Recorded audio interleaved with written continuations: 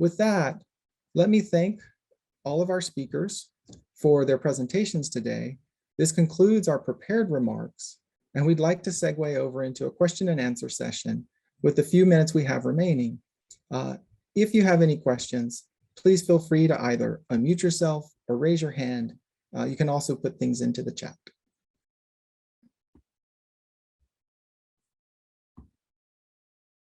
Looks like we do have a question. With the increase in computational power that quantum computing will provide, prime number encryption will be less secure. Are there any ideas to mitigate these security issues before quantum computing is widespread and attainable?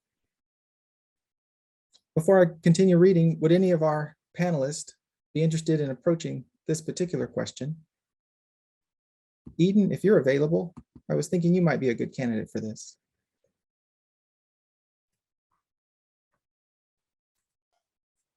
I'm happy to jump in too, Travis, as well.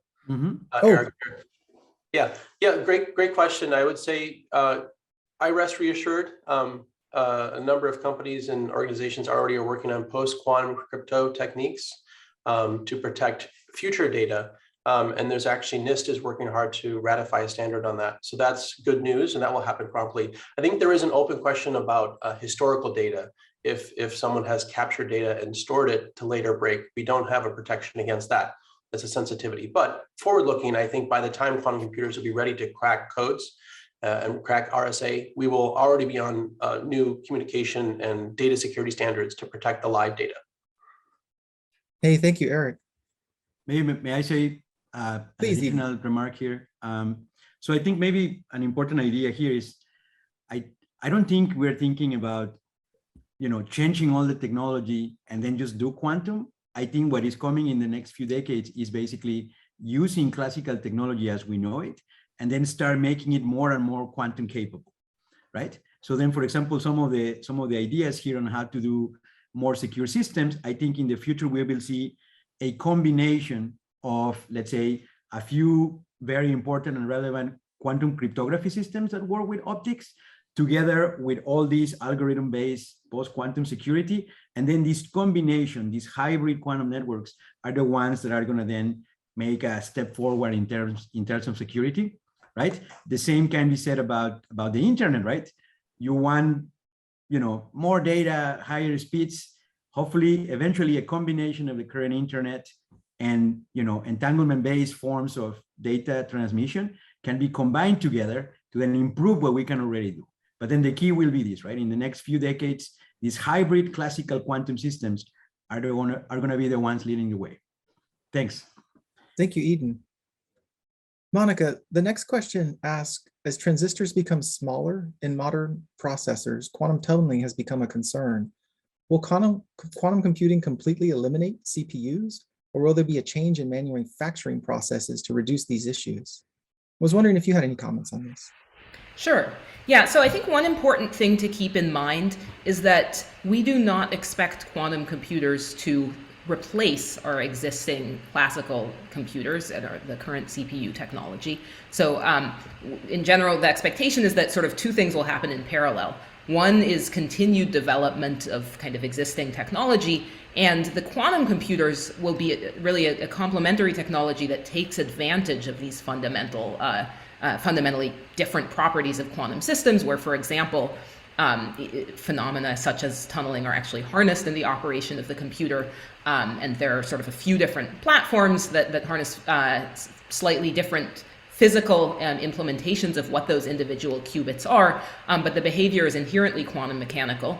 And that's not going to replace your, what you currently have on your laptop. That technology will continue. In parallel, these quantum computers will be developed, and we envision them being applied for specific tasks that are particularly hard for the classical computers that you heard about over the course of our presentation. And so that quantum computer might never be something that's in your cell phone or in your laptop. That might be something that you access remotely in the cloud for some particularly hard part of a computation.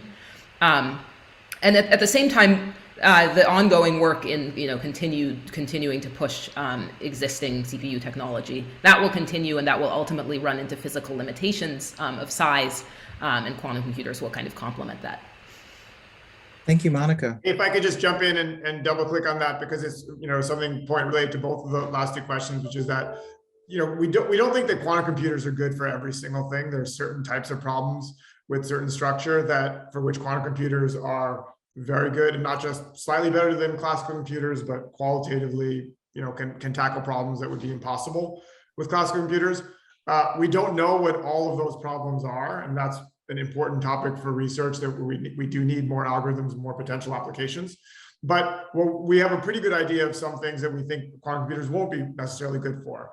And so part of that feeds into one of the questions about cryptography, which is that, yep, there are some crypto systems that are vulnerable to quantum attacks, and there's some which, as far as we know, are not vulnerable to quantum attacks. And we are aligning, as was mentioned, the NIST is aligning around standards for post-quantum crypto, which are crypto systems, regular classical crypto systems that are just not vulnerable to quantum attack.